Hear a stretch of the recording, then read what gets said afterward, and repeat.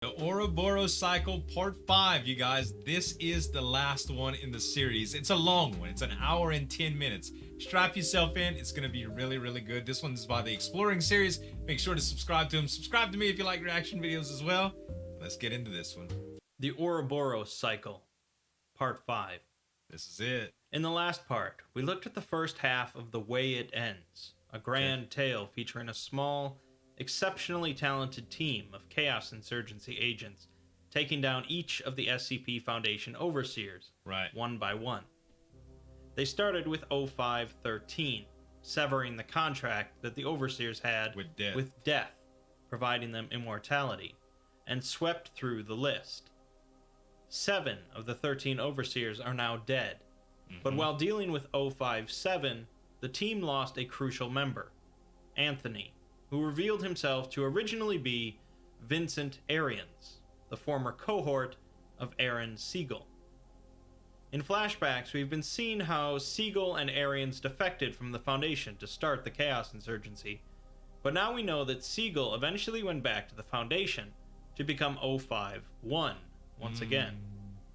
In this final part of my miniseries, we'll see how Calvin and his team deal with the rest of the Overseers, culminating in their encounter with 051. Alright. 056 is known as the American, a former general that fought in the American Civil War named Rufus King. Alright. Somehow, he extended his life prior to ever drinking from the Fountain of Youth, making him by far the oldest current member of the Council. Okay. He currently has an office in the Pentagon with the title Special Counsel to the Joint Chiefs of Staff. Alright. And many military leaders believe his authority is second only to the president, while some believe he supersedes it. Wow. It's believed that 056 formed the first mobile task force, Alpha 1, Red Right Hand, in order to hunt down members of the insurgency. Not a very subtle man at all. Agent U writes that they once witnessed him opening a beer with a whip, then using that whip to grab the beer from across the room and finish it in a single swallow. In a flashback, we once again see Siegel and Arians discussing the Foundation and their mobilization to deal with the broken god in Mexico. 30 years have now passed after the death of the administrator. Right. Siegel is still incredulous that the Foundation is up and running after their defection, and he wonders who is left in charge there that could be running things so smoothly. He also ponders who among the Foundation staff would be even able to access Site-01. Right. The two are interrupted by their door opening and Sophia Light entering, a woman that had previously had a relationship with Siegel, but didn't defect with him. Sophia explains that she read the note that Siegel had sent to the current 0513, a note that we read at the end of the Children document. Sophia admits that although they've been telling everyone in the Foundation that things are still under control, they are actually scattered and leaderless. None of the current overseers are actually doing anything, and she doesn't know who's actually running things. Are they hiding? That's not to say that nothing is being done, but instead orders are coming from someone located within Site-01, and they have no idea who it is. For a while they thought it was Siegel, and then they thought it might be the administrator, but now they really have no idea. Right, and how would you validate it? They found an entire new wing built onto a site, and SCP-173 is residing there, but they didn't put it there, and they have no records of it being put there. Okay. New facilities are being built, more doctors and researchers are being recruited, and even the mobilization to deal with the broken god was all performed without their command. Wow. Somebody within Site-01 is making calls, and their commands are being followed. Right. Sophia wants Siegel and Arians to go with her to Site-01, and Siegel agrees, as long as she understands that they plan to kill whomever is in there. Wow. Before they leave, Sophia confronts Siegel on his defection, saying that even though he killed the administrator because he was supposedly the source of anomalies, why are more and more anomalies popping up? Right. She asks that he make sure he's going to do what he wants, and to consider what Arians wants as well.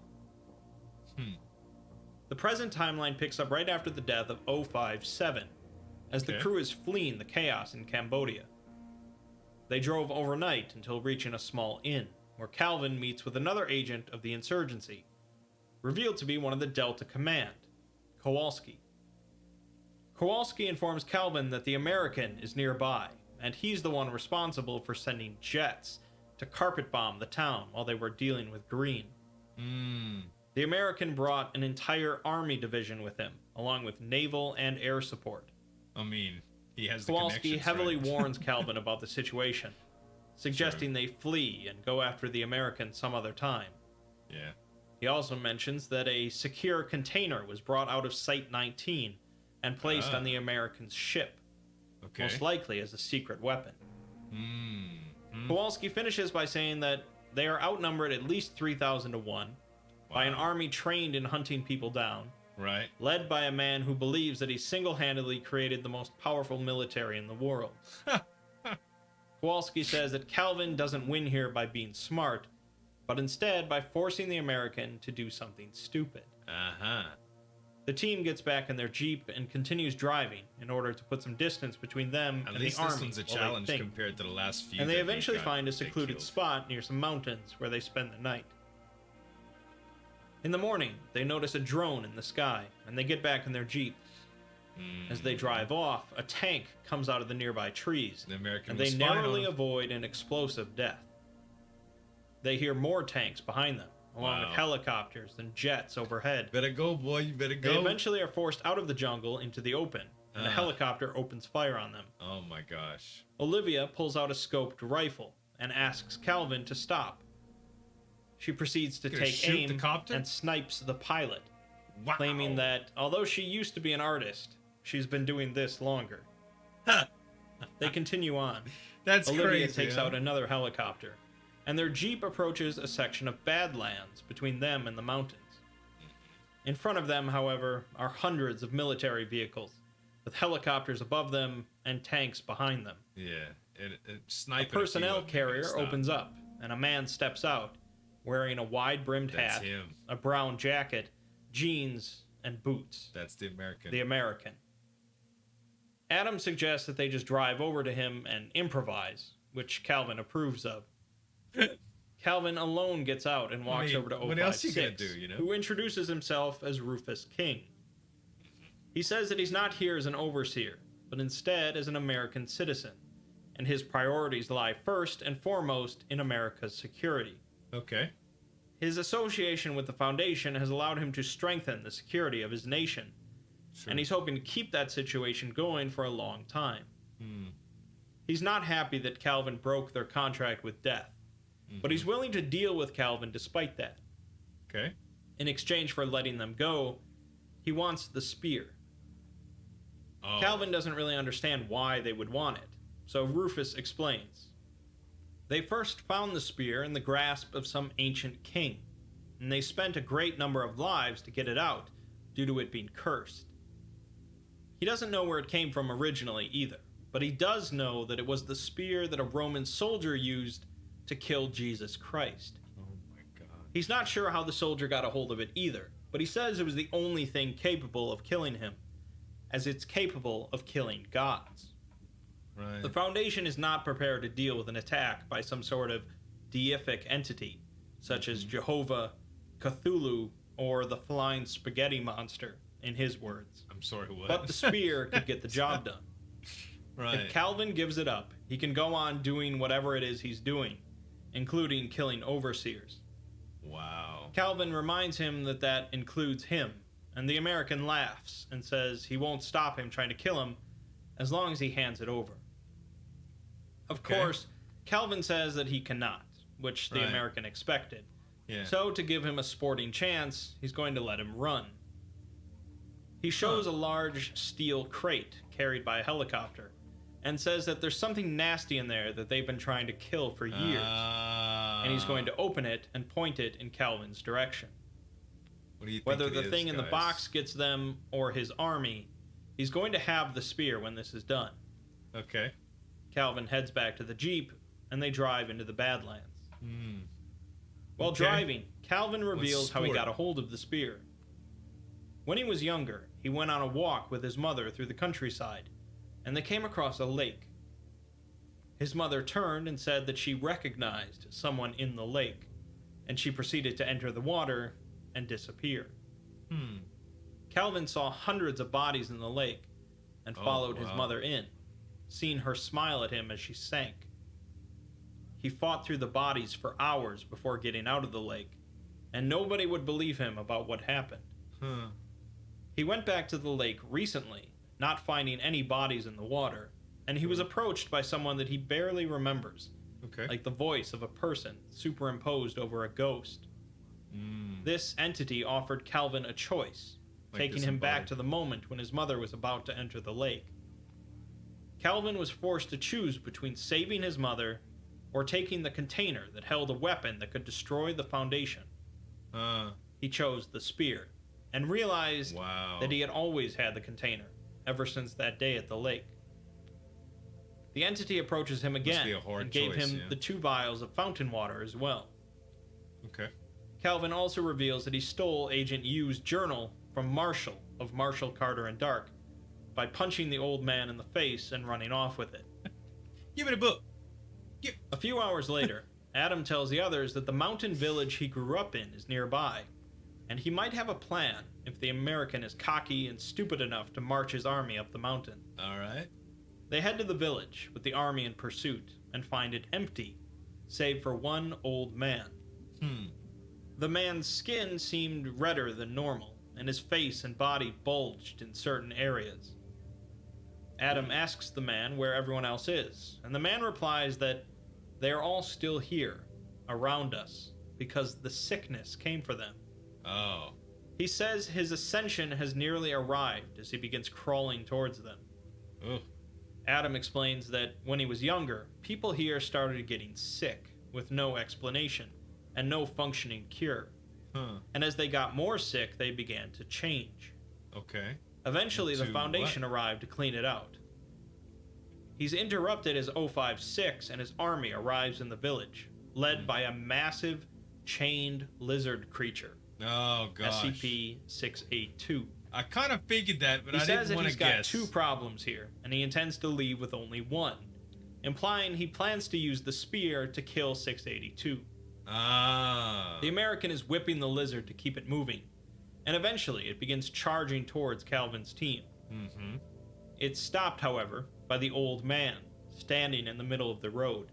The lizard opens its mouth in disgust and asks what this filth is, and the old man extends his arms and exclaims that he has ascended. His body proceeds to split open and expand, becoming an SCP-610 the flesh that hates entity. It lets out a horrible cry, which is joined by many similar sounds coming from the rocks around them. What follows is a full SCP-610 attack, as all of the village people that had been infected were simply lying dormant in the mountains around the village. The Americans' army division is hopelessly outmatched and unprepared for this, dude. lacking This is any crazy. incendiary weapons. Massive 610 entities begin flinging some of the army's trucks and personnel carriers, destroying a helicopter in the process. Calvin's team sprint towards an empty Humvee and begin driving it out of the village when they come to the main square. Here, the old man turned flesh entity is battling the lizard, while the American is riding on the lizard's back. Can you imagine this? His hat has been knocked off, his shirt is ripped and soaked with blood, and he's racked by fury and bloodlust. Olivia takes out a rifle and fires a shot at him, but he deflects the bullet with his whip.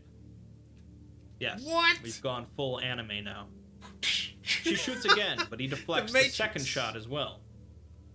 Third time is the charm, however, as he narrowly misses the third bullet, and it sinks into his heart. 056 dies in shock and disbelief, and a throng of 610 entities rip apart both the American and the lizard. 8 down, 5 to go. Dang, man. SCP-682's bones collapse into dust, but a tiny lizard crawls out of the pile, shoots a dirty look at Calvin's crew, and scurries off. Can't kill him. As the team drives away from the village, they discuss their next target, who Olivia says is known as Blackbird. Okay. The journal says that he just has a way of showing up, and suddenly Calvin slams on the brakes as a small man is standing in front of their vehicle.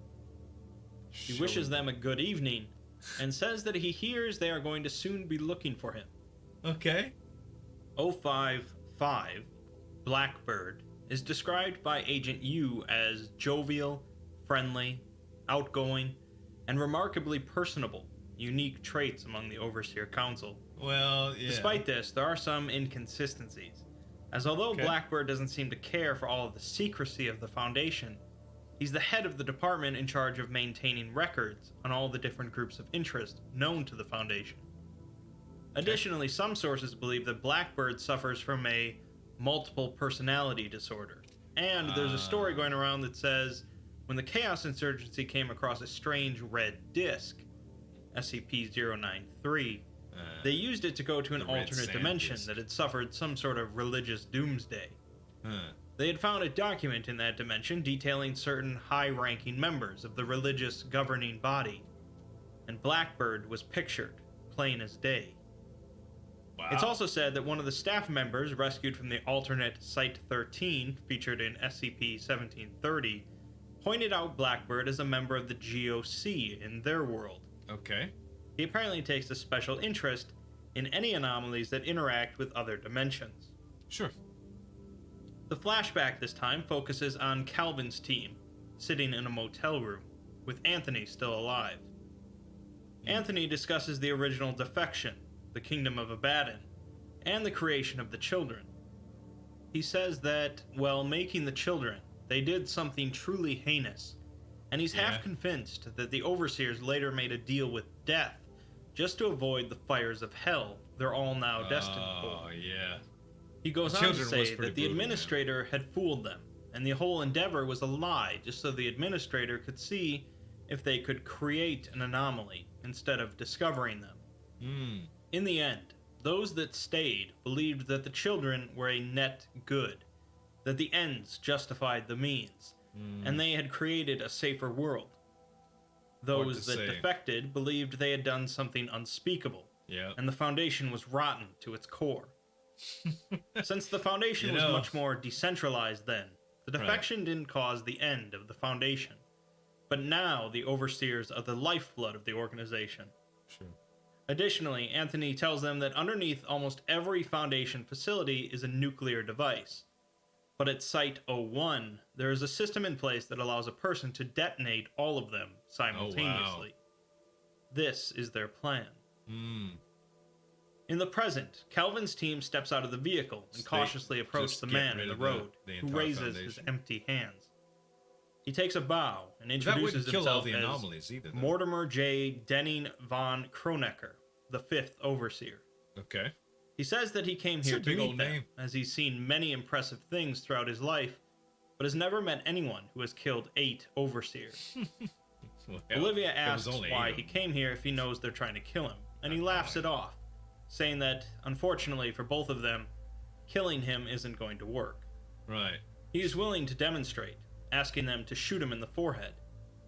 Calvin and Olivia hesitate, suspecting a trick. Right. So Blackbird pulls out a knife and jams it into his head. Okay. Oh, he collapses, as expected, blood spurting out. But then the road is illuminated by a purple light. The light pulses twice. There's a distant snapping sound and the smell of ozone. And then Blackbird appears before them, unharmed. Wow. He says that he's anomalous, of course, like most of the Overseers. And he offers to show them what he can do and tell them where he's from. Okay. They begin following him, and they notice the sky changing, becoming a deep, rich purple. The landscape is changing as well, into a cobblestone street in a city they don't recognize. Okay. The sky changes again into a sullen gray, and it begins drizzling. Crazy art. He says that this is where he's from, London, the last city on Earth. In this world, the Black Death hit very hard, and a fellow came along who told everyone he had a cure, but it wasn't exactly the plague he was curing. In Calvin's world, the SCP Foundation has this individual contained, as SCP-049, of course. But he's much different in this world.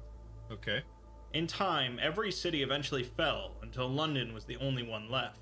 Right. He explains that he can step between different realities at will, and when he was younger, living in this cursed world, he dreamed of living in a happier place. Ah. He began hearing a voice from another reality, which turned out to be an alternate reality version of himself, and he followed it. Okay. The multiple versions of It's kinda himself deep. began seeking out other versions of himself until they had gathered all of them, and they unified into a single entity. Oh. Now, when one version of him dies, another steps in to take its place.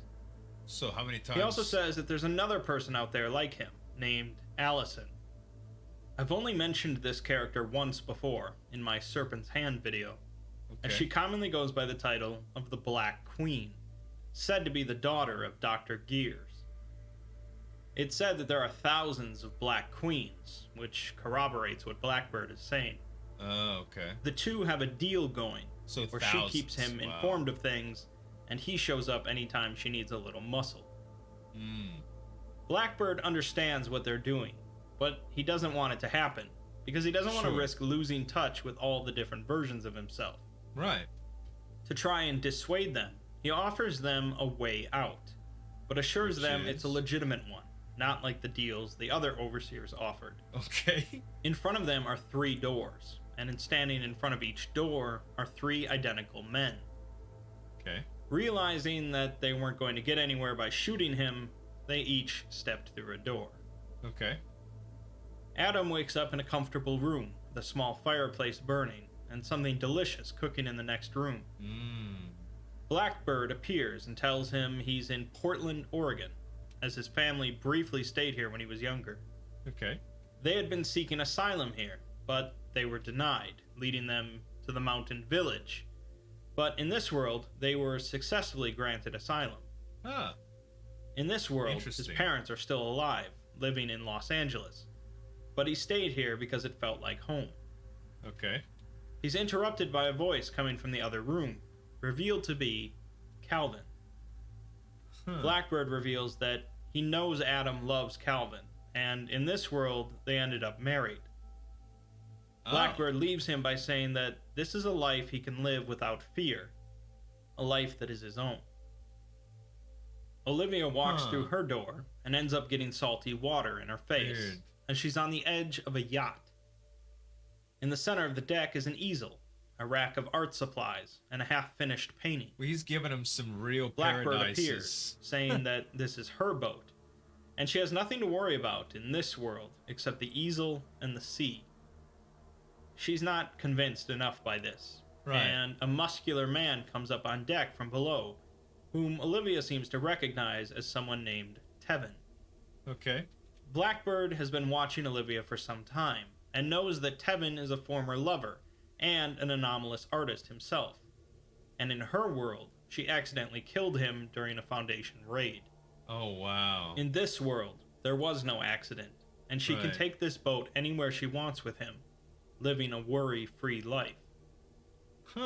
Calvin steps into a grassy field surrounded by woods, recognizing it as a place near the lake where he lost his mother. He and Blackbird watch as a young Calvin walks with his mother near the lake, and bodies begin to appear, causing Calvin's mother to step towards the water. Like when he got the spear. Blackbird says that the reason Calvin didn't save his mother was because he was a scared boy, but now he has the chance. He's shocked, however, when the young Calvin turns to look at them, and then looks to the tree line, where a figure is standing, holding a tube. Blackbird recoils as adult Calvin approaches and takes the tube from the figure. He opens it, and a pair of glasses tumble out, with the name A. Bright inlaid. Adam Bright. Yeah. Blackbird cries out, asking why the figure would throw all of their endeavors to waste, saying that at least he tried to fix the problem. Calvin realizes that Blackbird was trying to show them each their ideal worlds. And asks like why he wouldn't be satisfied by this one. Blackbird says that the other two wanted things that can be reasonably achieved, but all Calvin wants to do is kill the Foundation. Yeah. All because of this moment. Despite being given the choice to change his life for the better, Calvin is still choosing violence. Wow. He puts on the glasses that the figure gave him, and sees that Blackbird is, in actuality, a horrific bird creature covered in rotting flesh. Oh. With a swirling mass of faces howling from inside of it. Ah. Calvin says that his mother died long ago because of monstrosities like Blackbird. Uh-huh. And Blackbird finally decides to leave this reality. Yeah.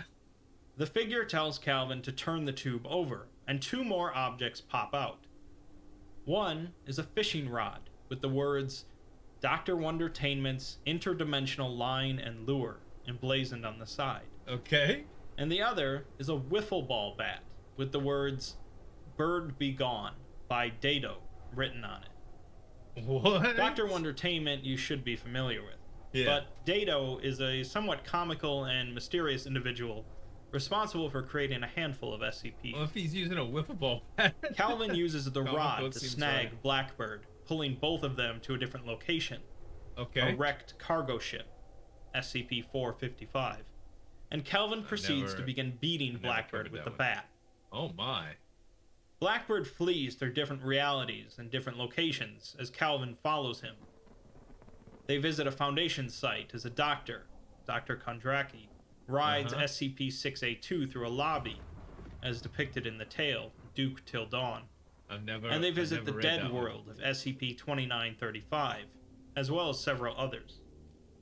In each place, So Calvin many I begins to haven't notice done a yet. young girl, holding up her hand and counting down with her fingers. Oh. Finally, the girl reaches The her hand out number to of Calvin, and he grabs it, Entities? causing the three of them to land at the base of a large shaft, with a massive machine near them exerting great pressure on them. Blackbird recognizes the young girl as Allison, the Black Queen, Ah. and demands to know what she's doing here. She tells him that she's done working with him, as what he's been doing is too unnatural. He replies that it doesn't matter, as she can't stop him. She betrayed him. She says that he can, and powers down the machine, revealing the entity from Part 3. Ah. Calvin charges at Blackbird with the bat, beating him closer to the entity. The entity asks Blackbird if he's an overseer, to which, of course, he responds yes, demanding to be released. Right. Blackbird seems to have no knowledge of this entity, and it says that he has committed immeasurable crimes. Blackbird cries out that the only thing he's done is offer a way out. Right. The entity says that this is the only way out, and wipes Blackbird from existence. Wow, man.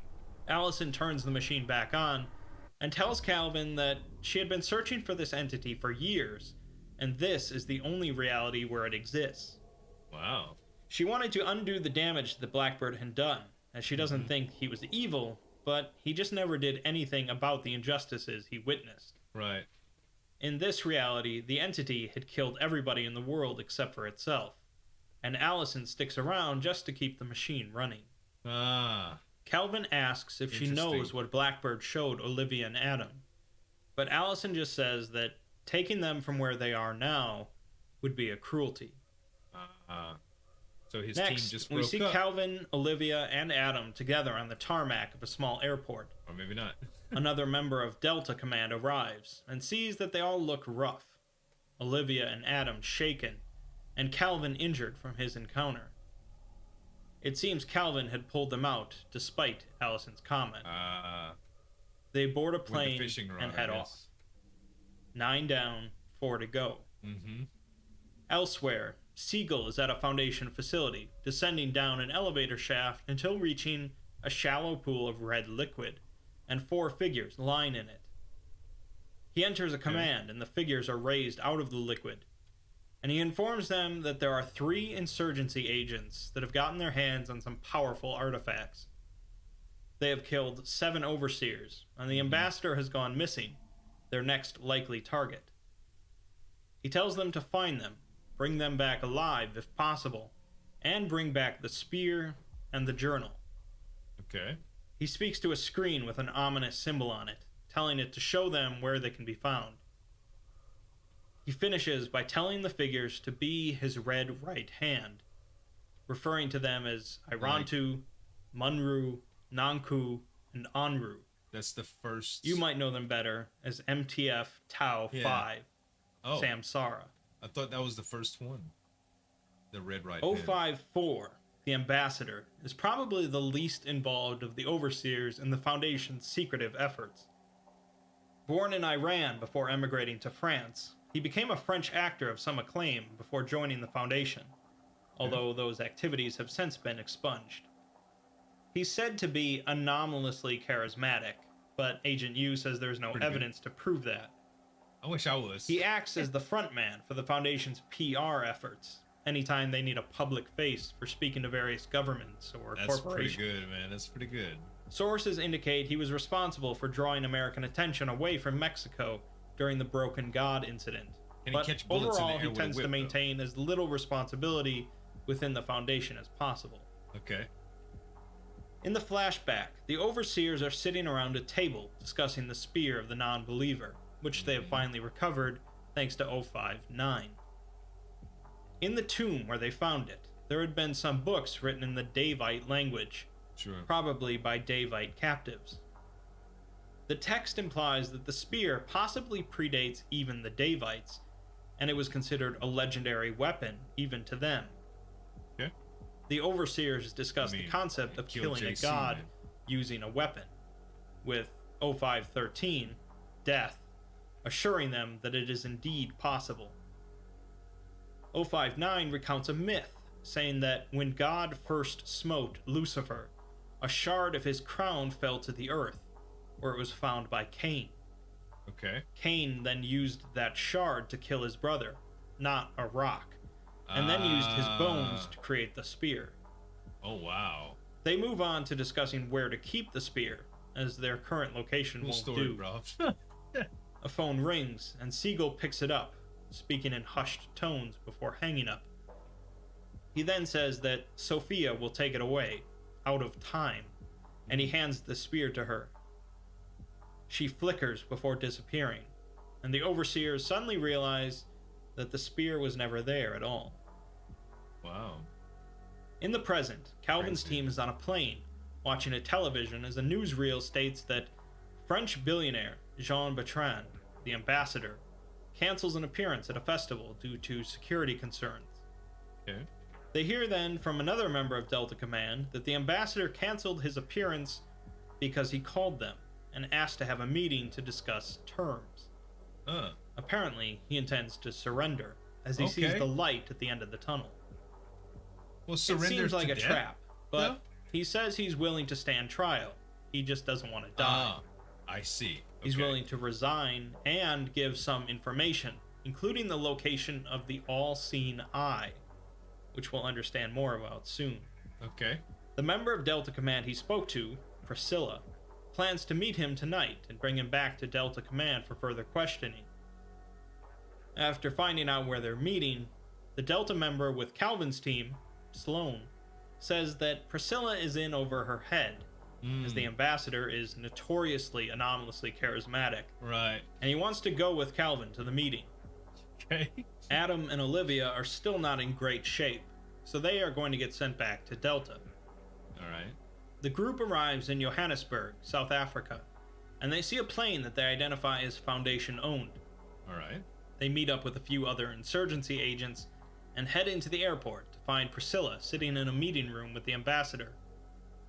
Priscilla is extremely angry to see Sloan, but he introduces himself to the ambassador, who Calvin notes is unusually handsome, with a laugh like music and falling water. Wow. Sloan also introduces him to Calvin, whom the ambassador seems to be wary around, but shakes his hand. The ambassador says that Calvin's actions have destabilized the Foundation, and he values his own longevity over any ideology. 8 of them. He also says that he possesses an acute ability to read people, even large groups, but there is something massive moving within the Foundation, something very powerful, growing stronger every day.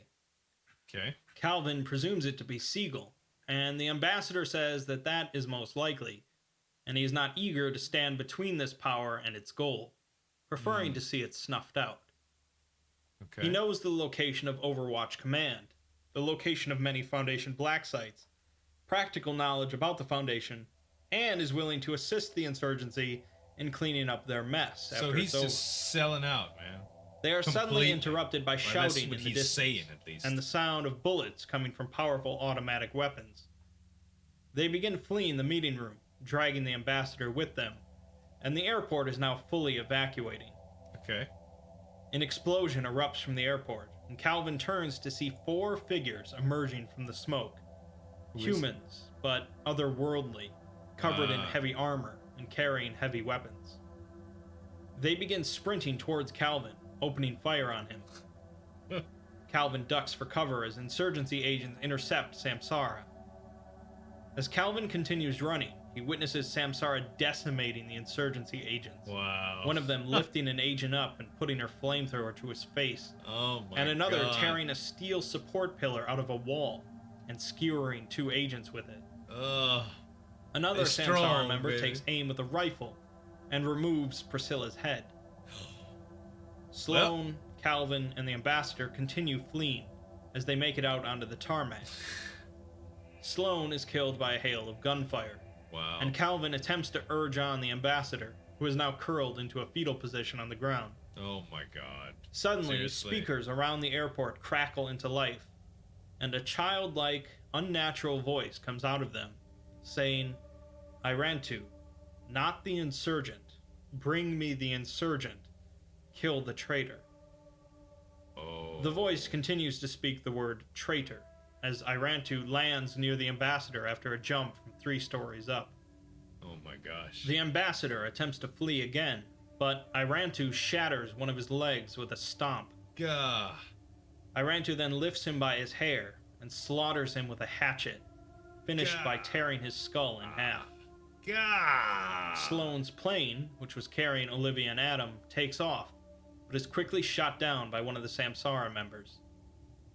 Calvin watches in horror before Irantu slams a closed fist into his face, Oh. and he blacks out.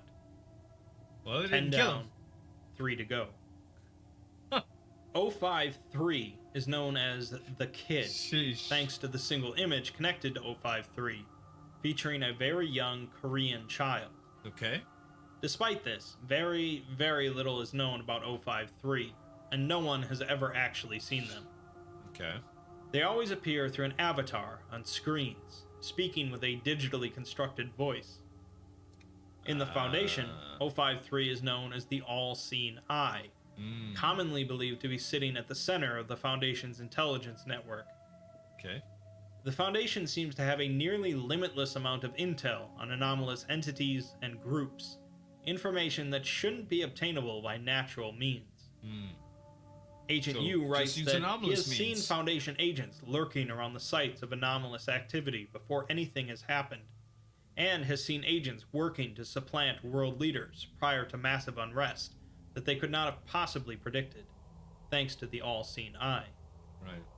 Agent Yu writes that a decade ago, a town in the northwest United States had been having energy issues, shortly after the construction of a hydroelectric dam that should have helped alleviate those issues.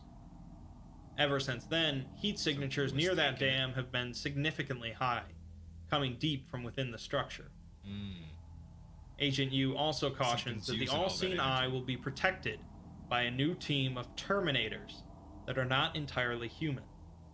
Okay. A little late, unfortunately. In a flashback, we see Siegel entering an infirmary where Sophia, 052, is laying on a hospital bed, near dead. Oh wow. Green says that she is dying because she was hung up with silk nails, making her cursed. Siegel recounts the time when Sophia first told him what she could do, dancing through time, as she called it. Then one day she disappeared, and when she returned, her wrists were punched through with dark iron nails, and her side had been skewered.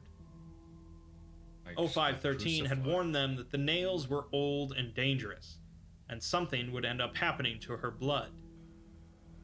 The overseers could protect themselves from diseases, but curses were something quite different. Yeah. Blackbird had prescribed some treatments, but her condition was still worsening, as he could only delay the inevitable. Right. He says that those nails were not designed for someone who survived a crucifixion. Now she has only hours to live, days at most. Jeez. Blackbird reminds Siegel that a certain contract could protect Sophia, but Siegel is hesitant. He wonders if the others have made Sophia's condition worse just to bring him to this decision point, and he hesitates because Sophia had been against the contract. He finally makes his decision and summons the Avatar of Death, signing the contract, and signs for Sophia as well, before the other 11 overseers sign. Death disappears with a mocking laughter, and Sophia wakes up, expressing her disappointment and sadness to Siegel. But you're alive. In the present, Calvin awakes in a small room with a screen next to the door. The screen displays a rotating foundation symbol with a red dot in the center, and the speaker crackles to life, speaking in a voice similar to a child's, but more like something approximating what a child sounds like. Okay, so it's like disguising The voice says that it has brought Calvin to where it lives, along with his friends. It assures Calvin that it didn't kill his friends, unlike him killing the voice's friends.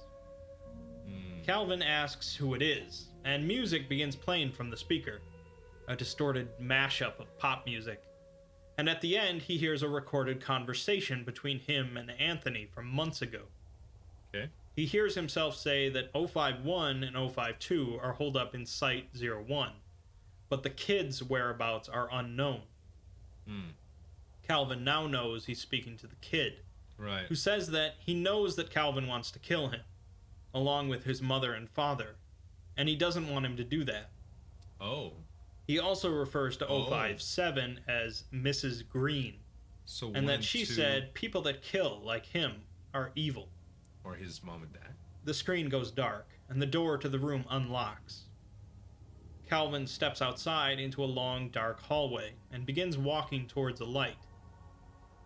The voice comes back, telling Calvin that he knows who he is, where he was born, where he grew up, Well, he's the how many all-seeing breaths he's taken in his life, Oh my god. and how many times he's blinked. Before the kid was born, there was another 053 named Anderson, who built impossible machines. His greatest creation was SCP-003, a machine that could see the future. But Anderson had no passion for it, instead focusing on his thinking machines. So he left the council.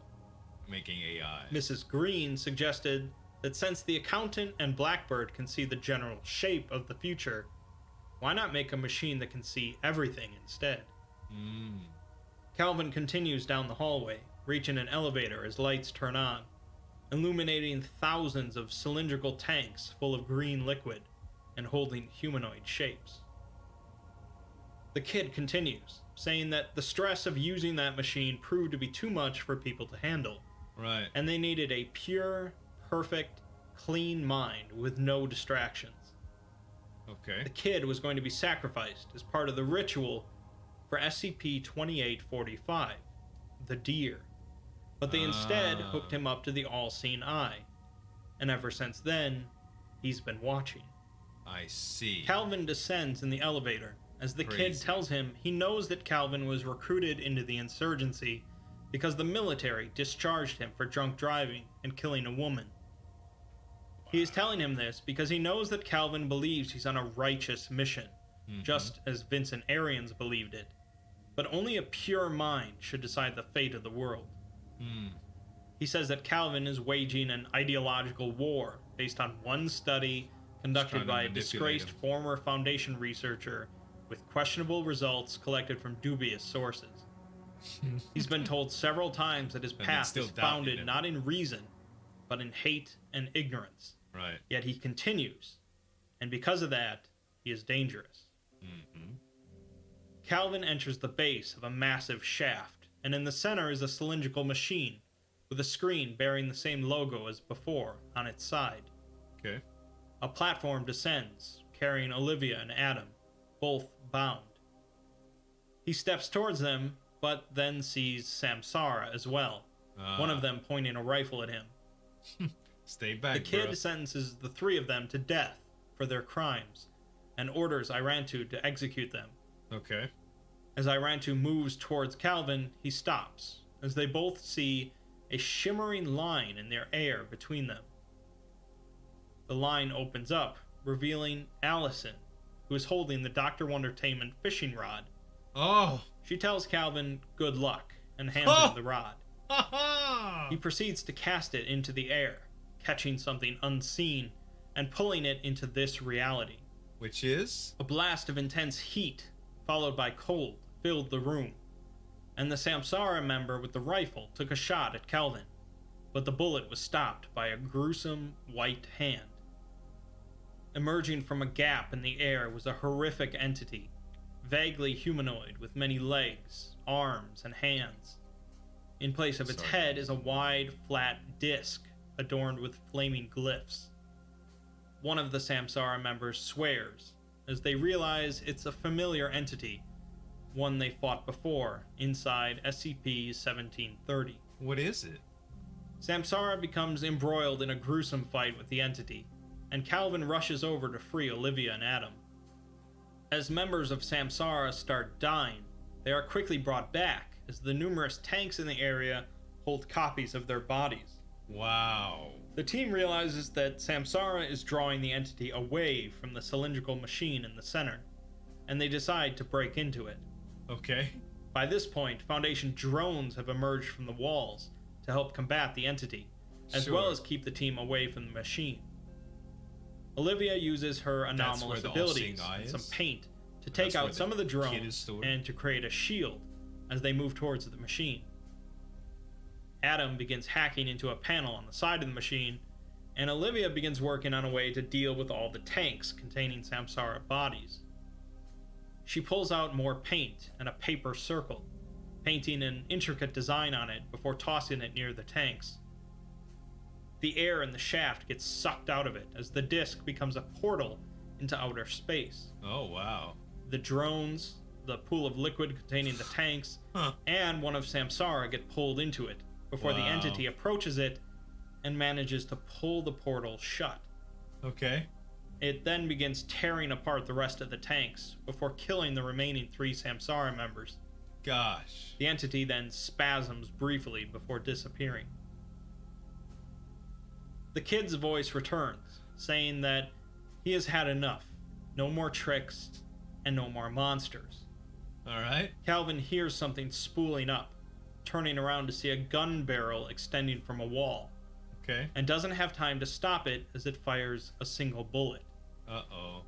Calvin looks towards Olivia as the bullet passes through the back of her skull and out between her eyes. Calvin screams and grabs the spear of the non-believer out of Adam's backpack, jamming it into the panel and through the machine. Another gun barrel appears, and Calvin is again too slow to stop it, as it fires a bullet into Adam's spine.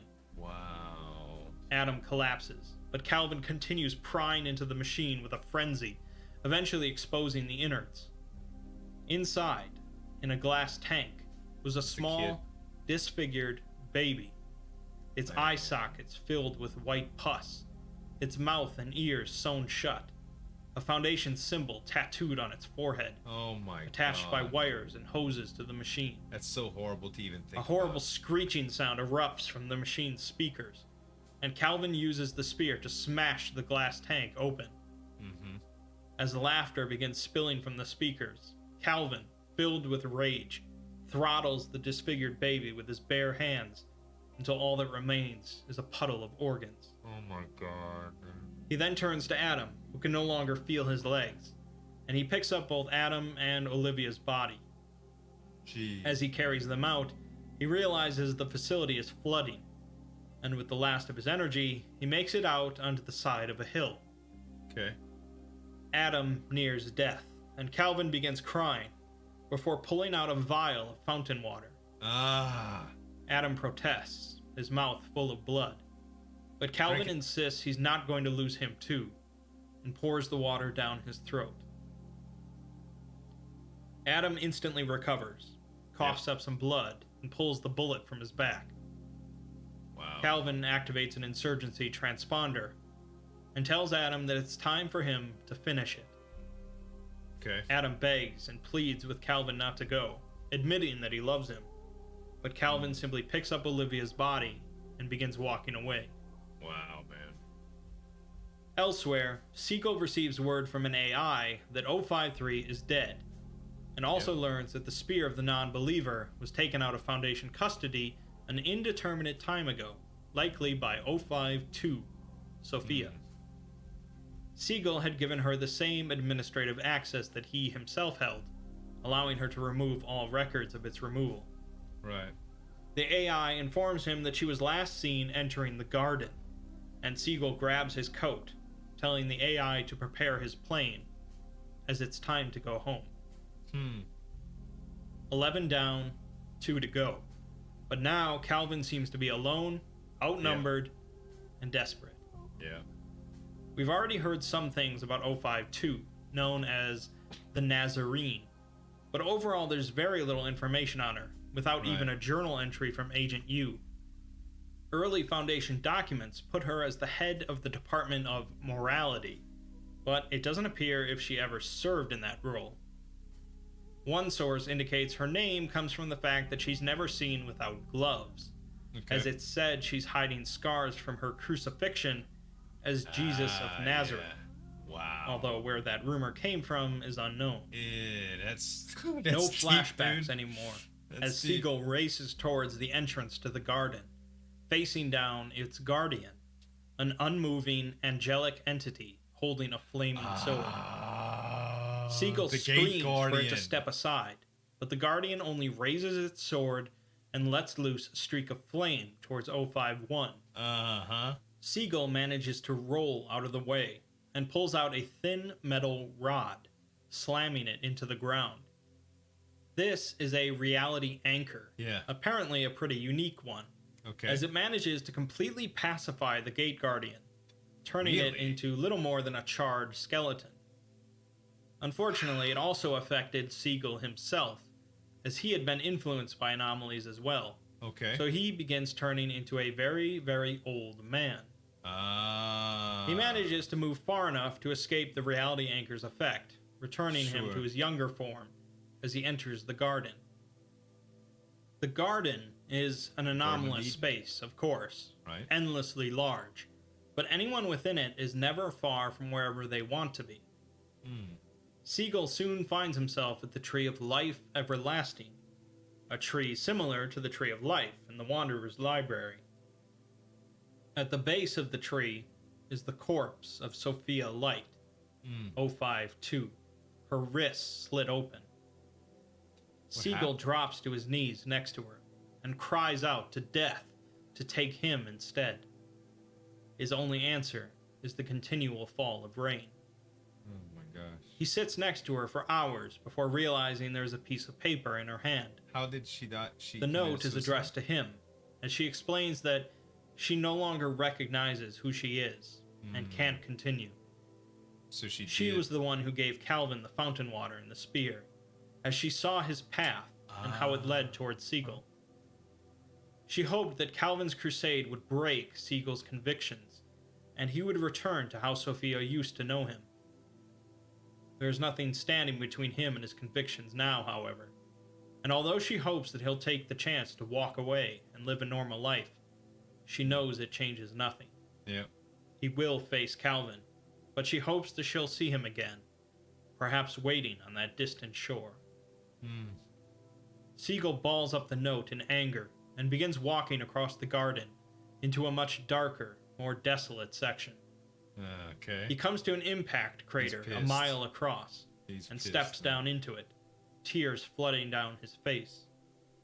At the epicenter of the crater, he finds the crumpled form of an angel where it had been resting for 10,000 years, and on its helm the words, "Star of the Morning." This is Lucifer, and Siegel picks up his golden sword, radiating with heat and power, and he suddenly disappears. Oh, wow. Wow. 12 down, 1 to go. Uh-huh. But now he's got Lucifer's Calvin is sword. reading the journal, which says that Site-01 is located beneath a mountain, guarded by the Red Right Hand, accessible only by the Overseers. He believes that the final 2 Overseers can be located here, and finishes by writing that he will enjoy the distance he has put between the Overseers and himself. To do otherwise would no doubt bring upon yourself a devastating end. Yours most truthfully, Ukulele. You probably know Agent Ukulele better as Dr. Clef. Calvin was sitting on the side of a mountain, looking across to the entrance of Site-01. Okay. So He had destroyed his phone to avoid distractions from the insurgency, and left Olivia's body in a cave nearby, promising to come back for her. Leaving the journal and grabbing the spear, he approached the steel doors at the entrance to the site, seeing nor hearing a soul. Okay. He pushed against one of the doors, which effortlessly swung open. Gonna be a battle. Stepping into the site, Calvin sees that he's in a massive chamber, surrounded by tunnels and staircases, with an elevator in the center requiring a key to activate. Okay. On the far end of the chamber is a heavy wooden door, with its frame covered in images. The images depict a race of humanoids riding giant tree creatures, SCP-1000, a massive machine laying dormant beneath the earth, SCP-2000, dark and empty eyes, SCP-3000, and the faces of animals without names, SCP-4000, along with many others. Whoa. In the doorway, however, was a man, easily 2 meters tall, and wrapped in metallic plates. Wires and tubes ran across the plates, and at first Calvin wasn't sure it was a man at all, but there were human eyes behind his helmet. The man introduces himself suit? as Purpose, SCP-2005? the Red Right Hand, I mean, the will of the Foundation. Oh no. Okay. Calvin senses something very familiar about the man, and asks if he knows him. The man says, "To know him is to know the Foundation. His words are its words, and his voice are its voice." Calvin remembers a dashing young Foundation agent named Lament, and asks him, "What now?" The man has been tasked with protecting this sanctum until 051 returns, Oh, so but it then is different. says Okay. that he is here, and steps aside. As Calvin passes the man, he asks if anyone else will be joining them, and then says to make sure confused. no one does, which the man replies with, "As you wish." Calvin passes through a dark tunnel, into a room filled with screens showing camera footage of a multitude of Foundation facilities. Sure. A large screen on the wall lights up and begins showing moments from Calvin's life. Being sent to a wow. youth detention facility, joining the military, being approached by the insurgency, his first meeting with Anthony, with Olivia, with Adam, and scenes of the events we've recently seen. Calvin begins experiencing a sickly feeling, seeing himself not pushing forward through these events, but instead being pulled along by a string. The end of the string is in this room, where Siegel is sitting in front of the screen. Calvin asks him to confirm if he's 051, and then asks about 052, to which Siegel doesn't respond. Okay. Calvin opens fire on Siegel, but the bullets dissolve before reaching him, Wow. so he pulls out the spear instead. Siegel begins laughing, saying that Calvin traveled across a lifetime just to get here, so he could kill him with a spear, and he doesn't even know why he is here. Calvin repeats his goal of killing the Overseers so that the Foundation dies and the universe can begin to heal. Siegel stands up and says that the two are alike, both spurred forward by conviction, and both led to this spot. In a trillion worlds and a billion universes, they would both always find each other here, as two unstoppable forces hurtling towards each other. He pulls out the golden, flaming sword, and says that either Calvin's convictions will be broken today, or his own. His will, yeah. The two commence a duel, each such a bearing a legendary legendary, weapon beyond the understanding of mortals. I'll spare the details of summarizing a fight scene, but each combatant gets Sure. nicks on the other, and the room begins to melt from the fire of Siegel's sword. Wow. Siegel says that Calvin is an incredible testament to the will of the insurgency, and a younger version of him would have been envious. When he was younger, he made costly mistakes, believing that those mistakes happened because his resolve wasn't strong enough. But now, Calvin's resolve is every bit as strong, and here he is, making the same mistakes. Calvin replies that he is nothing like Siegel, as Siegel engineered the insurgency and then betrayed it. It's very much like Siegel Star informs Wars him fight, that man. he was never the engineer. Vincent Arians was, and Arians wrote the Summa Modus Operandi. He betrayed the insurgency because a moment came where he had to balance his ideals against something horrible, and his ideals were not strong enough. He's going to kill Calvin because he's worried that Calvin's will is stronger than his was, and Calvin will stand where he did many years ago. The fight continues, but soon Calvin uses the spear to shatter the golden sword, skewering Siegel. Wow. The fire in the room goes out, and Calvin approaches the dying Siegel, telling him that the world can begin to heal again now. Siegel says that he thought the same thing, but he was wrong, and he's sorry that Arians died thinking he had been betrayed. The cancer isn't the overseers, or the administrator. It's the Foundation itself. Yeah. Calvin tells him he's going downstairs to finish things, as this is the way it ends. But Siegel says that it's not. Calvin turns to go activate the nuclear devices located at each Foundation facility, and Siegel dies. Calvin approaches the man named Purpose again, and asks him to take him to the room where he can unmake the Foundation. Purpose inserts a key into the elevator, but places a hand on Calvin's shoulder, telling him that once he goes down, there is no going back, and the decision made cannot be unmade. Calvin nods and descends. Wow. At the bottom, Calvin enters a well-furnished room with a window outlooking the mountain range. A number of screens are on, showing the deaths of various overseers at Calvin's hands. Right. On a rich wooden desk in the center is the Foundation terminal and a black metal rotary phone. Calvin Like the logs into the president's terminal office. using both an iris scanner and a fingerprint scanner. The screens then change to show a number of different Foundation sites, So it allows him. and on the main monitor a single option appears: I don't understand. terminate. Is it because As Purpose Calvin let is him about in? to confirm the order, the phone on the desk rings. On the fifth ring, something instinctual inside of him picks up the call and says hello. A man's voice comes over the phone, Is it sounding himself? both far away and close, and the man congratulates Calvin on his initiative, telling him that he is the man that Calvin has been trying to kill, the administrator.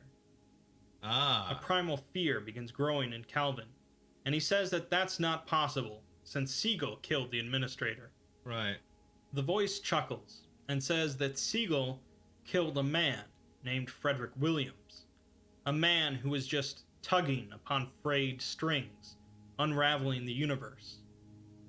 Frederick Williams had planted a seed that grew into the Foundation, and although he died, the seed did not. Okay. The administrator is a signature on a document, a suit in a boardroom, a voice on the phone. The administrator exists because of the Foundation, and the Foundation exists because of him. The administrator. In short, the administrator is a conscious anomaly created by Frederick Williams when he began tugging on the strings of the universe. Holy crap. And to know its nature is to know the nature of the Foundation. God. Siegel had rejoined the Foundation not because he got a better deal, but because he wanted to finish the job and destroy the Foundation by destroying the administrator. Calvin came along and killed Siegel, the only man standing between the administrator and all of creation. But then he picked up the phone at the desk, because someone always picks up the phone. The administrator says that Calvin could walk away, or even hit that button, causing billions to die from the aftermath. But the administrator would still be here. Yeah. The administrator is the consciousness of the Foundation. The cancer, as Calvin would put it. Yeah. And now there is no one to stop his spread. Calvin says that the overseers were evil, but the administrator says that Calvin's belief that he's been in the moral right is his greatest failing. Yeah. There were a few bad overseers, but most of them were just flawed individuals trying to do an impossible job. Yeah. But Calvin only considered them to be evil, and justified their murders that way. Kind of like the way people view government. According to the administrator, there is some no evil good, there, and there is no evil. They are a pretty impossible It job says that when you think perhaps about it. Calvin will find a way to kill it, even though Siegel couldn't. And sometimes, if he tries very hard, Calvin might convince himself he's doing the right thing. The administrator finishes the call by telling him to cheer up, as their work is only just beginning. Oh my gosh. Calvin sees a memory in his mind of when Siegel was sitting in his position, holding the phone and looking at Vincent Arians, Wow. who was pointing a gun at him and Sophia. That's how the original Arians 12 begged died. Siegel to leave with him and to leave behind Sophia, who brought them here. Siegel is speechless as he contemplates what the administrator just told him, Holy and he finally crap, tells dude. Arians that he can't. That's the cycle. Arians leaves in a rage, unable to kill Siegel, and unaware of what Siegel had learned. The memory fades, and Calvin finds himself sitting alone at the desk as the phone begins to ring. Oh my god. On the 7th ring, Calvin picks it up. In the epilogue, Can we you get another imagine the list of reality of files this with just hitting 13 you? overseers, but the first 12 are blank, only reading the word vacant. The file for 051 gives the name the Usurper, formerly Calvin Lucian. Much later, Calvin meets with a new Foundation site director, who is pleased to host the overseers at Site 108. All of the other overseers have already arrived, except for 052. Calvin enters the site and meets with a response team responsible for overseeing the aftermath of a plane crash, resulting in 11 deaths and the theft of a few anomalies. The Chaos Insurgency is claiming responsibility for the crash by posting a video on a website called The Knights of Truth. Calvin clears the room and sits down to watch it. In the video, a man appears sitting at a table. Adam, now a Oh, muscular, crap. hardened man, with an ornate jar placed in front of him. Adam speaks to his brothers and sisters of the reborn insurgency, and how they have scored a great victory over those who would seek to undermine their reality. They have sent a clear message to the tyrants in their ivory tower, and their strength and influence is growing. Adam says that they will continue to sink their ships and derail their trains in order to undo their damage and make the world whole again. A rebellion. Adam smashes the jar, releasing green smoke into the air, and says that he knows Calvin is watching. The deaths the insurgency caused are Calvin's fault, and Calvin should not feel safe, as he has become his red right hand. Jeez. He has seen the puppet that Calvin is parading around as an overseer, but it is not Olivia. He finishes by calling Calvin a coward and a traitor. He will make him suffer, as he is vengeance and wrath. Wow. An hour later, Calvin meets with the other overseers, each newly appointed to their positions. This is heavy, bro. Calvin goes down the list, appointing each overseer to different departments, and eventually reaches 052, Olivia, who is replacing the former 0513 as the head of the Department of Occult Studies. Calvin doesn't look to the figure on his right as he says this. That night, Calvin works on his computer, filing away the most recent insurgency video into an organized collection. He begins writing a text document, compiling all the papers, images, transcripts of conversations taken by the all-seeing eye, and creates a single document that would tell the whole story. It's this document we've been reading this entire time. And he's creating it as a reminder to himself and to whomever comes after him of the work that needs to be done. That containment of 001 is the Foundation's highest priority. A figure enters his room, but he can't look at it, as he knows who it is. Calvin wonders how could he explain to the next usurper to make them understand. He had been wrong. It was never the Council or the anomalies. Right. It's the very essence of the Foundation itself. The Administrator is the goal of the Foundation personified, to capture and contain anomalies at any cost. Right. And anyone trying to stop the Administrator gets caught up in continuing that goal. Perhaps there is a way to stop the Administrator, destroy the Foundation, and allow the world to heal. But as it currently stands, the Foundation is caught in a cycle. Yeah. To know the nature of SCP-001 is to know the nature of the Foundation. Calvin closes his laptop and asks Olivia if she's ready for bed, but she sits unmoving, letting out a croaking sound as she calls his name. Calvin had made a deal with death to bring her back, but she had not been the same. Right. She sits there unmoving all night, and Calvin does not sleep either. That's horrible. In the morning, she's gone, and Calvin sits at his desk as the phone begins to ring, as it had so many times before. And as he had so many times before, 051 answered. Obviously, the way it ends and the entire Ouroboros cycle is a very lengthy and polarizing story. Yes. At the end of the day, however, that's what it is. A story. That's right. While you can take the events here as canon within the Foundation universe, you certainly don't have to. Although there are plot holes, it makes a lot of sense, inconsistencies, contradictions with other canons, and a large helping of references and over-the-top action, it's truly rare to see a story within the Foundation universe of this scope and magnitude. Yeah, this is huge. DJ Cactus has contributed a lot to the SCP world, but he considers this to be his magnum opus, and it's hard to disagree. Throughout these videos, we've talked a lot about the ends justifying the means, and what that entails for different people, groups, and the world at large.